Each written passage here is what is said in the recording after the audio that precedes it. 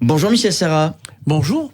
Bienvenue sur ce plateau. On va parler avec toi d'un cancer qui est moins médiatisé que les autres, on va dire, le cancer de la vessie. Quels sont les symptômes?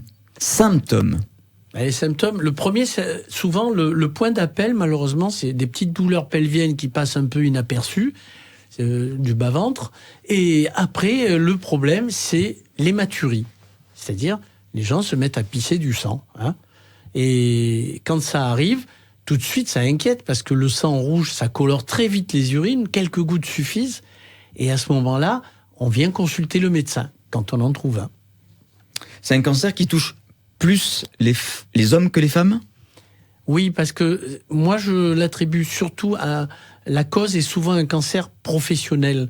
Dans la région, toutes les usines chimiques que nous avons ont fait augmenter le taux de cancer de la vessie, ou des reins d'ailleurs, par rapport aux autres régions où il y en a moins. Néanmoins, la première cause quand même qui reste, ça reste le tabac.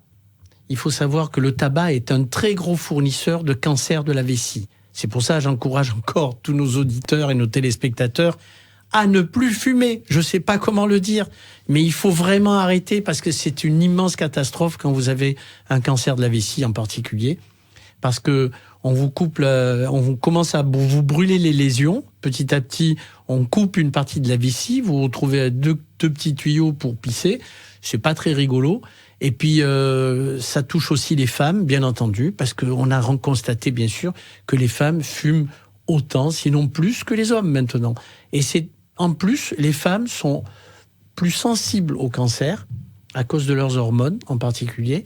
Donc, ça favorise encore plus le cancer de la vessie. Et une moyenne d'âge, à partir de quel âge on peut diagnostiquer un cancer de la vessie ? Une dizaine d'années de tabagisme peut suffire à commencer à faire des petites lésions.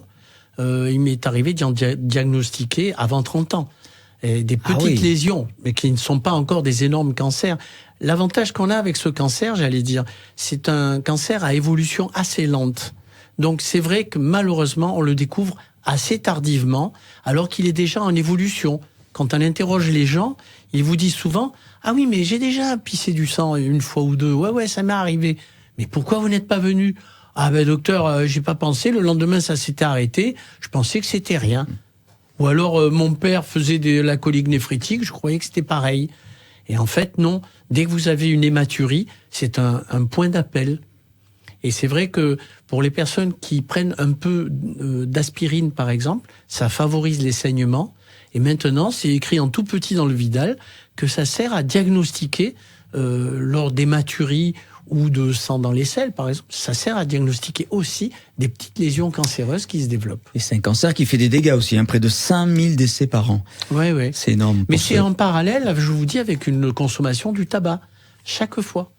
Merci beaucoup Michel. Je t'en prie. Pour cet éclairage aujourd'hui sur le cancer de la vessie. On te dit à la semaine prochaine.